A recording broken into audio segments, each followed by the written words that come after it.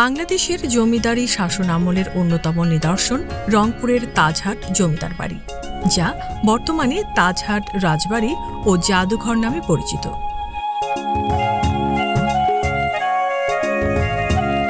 রংপুর শহর থেকে মাত্র ৩ কিলোমিটার দূরে অবস্থিত এই প্রাসাদটি মহারাজা কুমার গোপাল রায় নির্মাণ করেন, যার কাজ শেষ হতে সময় লেগেছিল প্রায় ১০ বছর।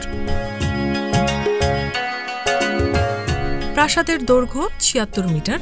এতে রয়েছে ইতালি থেকে আনা সাদা মার্বেল পাথরের ৩১ ধাপের মহাসিঁড়ি, গুপ্তসিঁড়ি, ফোয়ারা, পুকুর ও বিস্তীর্ণ মাঠ।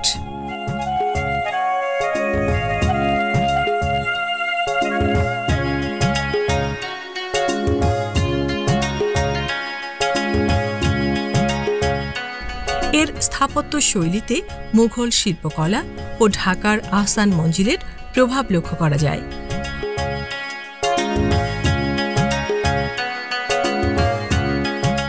বর্তমানে এখানে সংরক্ষিত রয়েছে বেগম রোকেয়ার চিঠি, সম্রাট আওরঙ্গজেবের খুতবা, কবি শেখ সাদির ফরাসি কবিতা, পবিত্র কোরআন শরীফ সহ বহু ঐতিহাসিক নিদর্শন। নির্দিষ্ট ফি দিয়ে দর্শনার্থীরা প্রতিদিন সকাল থেকে বিকেল পর্যন্ত প্রবেশ করতে পারেন।